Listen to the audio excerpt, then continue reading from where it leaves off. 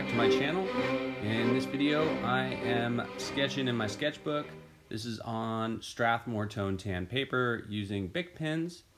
This sketch is just kind of a random character. No reference on this, so I'm just kind of drawing from my mind, feeling the pose out, kind of just making shapes to start out with, and then kind of getting an idea for what the character might be. So early on, once I get the form, I realize I'm drawing like kind of a big bulky guy kind of walking towards you. And I thought, okay, well, maybe I'll just have him maybe just getting done with a battle. Not really a whole lot of thought into this. Just trying to get back into sketching. I had a big project recently. You guys probably saw the cover I did for Mars Attacks Red Sonja, which is my first comic book cover. But when I do big projects like that, I tend to get distracted from my daily drawing, and I always need to find a way to get back into it. And I just need to start drawing again, make it part of my routine. If you followed my channel long enough, you'll see me kind of go on a little bit of a hiatus from time to time. A lot of times that corresponds with big projects I'm working on, and making sure I can find the time to fit my daily sketches in. So hopefully I can get a lot more of these videos up, do a lot more sketching, because I miss it when I'm not doing it. So and if I can give you guys any advice, definitely if you're not feeling motivated, or if you're struggling to just draw some things you're familiar with to get started, and then the work, once you're kind of drawing on a regular basis, will come. And by the work I mean, like, so this drawing is just a familiar drawing to me. It doesn't take a lot of brain power or effort.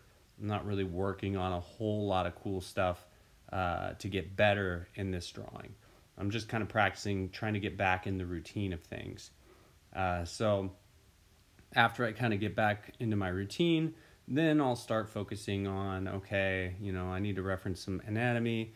Like, so his left arm, looking at him, that bicep is kind of screwy. It just looks off. So that's an area, when I do a drawing like this, I'll kind of pick out things where I'm like, ugh, that didn't turn out so great.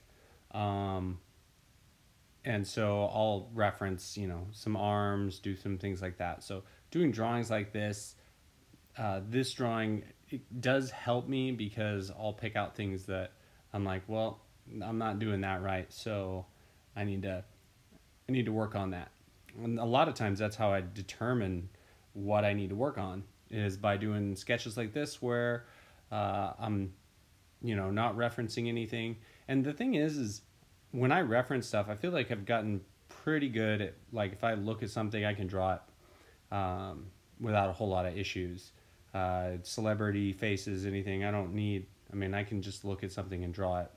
And I think that is, it helps me when you get to that point, because you can really focus on things like, when I'm drawing from my mind and I know something doesn't look right, I can kind of go back to a reference and get it pretty good. I'm not too worried about not seeing the reference correctly, if that makes sense.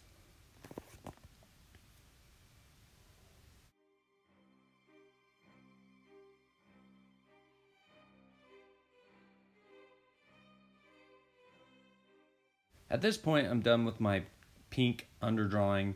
I like pink and I like red to do my underdrawing with, and I just go over the top of that with either purple or blue sometimes for my shadows, or my finish work, I should say. With these type of drawings, though, it's pretty loose finish work. I'm not trying to make a masterpiece here. I'm just trying to kind of sketch something out, get an idea of the character and the form. Right here I'm using a purple marker. I love this purple marker for adding shadows. I go through these things like crazy. They cost me a fortune. I need to get a purple marker sponsor. Any of you guys make purple markers or work for a purple marker company? Because I'm always going through these things like crazy. So This paper isn't marker paper or anything, so it soaks up that ink really quickly. I'm sure you guys can feel me on the markers. I really like using them because they're so convenient, but yeah, they're not cheap. But I do love the way that looks, and I love the way it models the character. I feel like since I started using markers and kind of going with this style for my sketchbook, I feel like I'm modeling characters a lot better. I'm getting a better idea when the sketch is finished of the form of the character. And sometimes you can't understand how you're doing something wrong until you model it. So I decided to turn this guy into like kind of like a Hellboy-esque type guy. I don't like his face. His face just doesn't match his body. He looks too pretty or something. He doesn't have. He has too human of features. I wish I would have given him either rougher skin or something to make him not look like a Italian mob boss that has a demon body.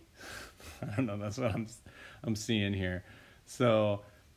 Yeah, as far as this sketch goes, I mean, it's got definitely things that stick out to me that are flawed. It's funny sometimes, though, when you do a drawing like this and you don't like most of it, but I actually do like the skull, the style of the skull I did.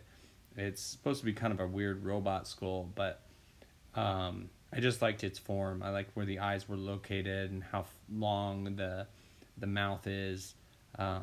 And I liked how his fingers kind of go into it. So that was something I pulled from this that I was like, that's not too bad. So to help out his baby face that I realized wasn't looking exactly like how I wanted it to. Sometimes it's just problem solving and messing around with stuff until it looks a little better. But like right here, like look at his teeth. They're just like way too perfect. His mouth is what's too perfect, I think. He has a shorter, stubbier nose, but his mouth just looks too nice. I ended up adding little like fangs, but still, he should have a big old gaping mouth with giant teeth and saliva flying everywhere. Like his face just doesn't fit his body. So anyway, yeah. So that's pretty much the video, guys.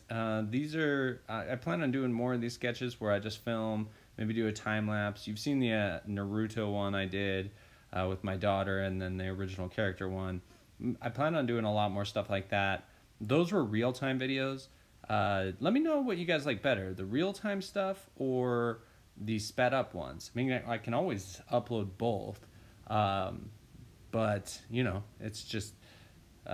whatever you guys prefer. It's not a big deal. I kind of like the time-lapse ones personally. They, you know, you get to see it happen a lot quicker. So, but anyway, well, that's the video, guys. Hope you liked it. And if you are curious about the Red Sonja or Mars Attacks versus Red Sonja cover I did, that's featured in the last video I think I uploaded. You can also go to sketchytrab.com, which is my website, and if you'd like to order that comic, I got a bunch of them personally, and they're all signed, so I did sign the cover of those. So if you're curious about that comic, go to my website and check it out. Thanks for supporting my channel, guys, and I will catch you guys later.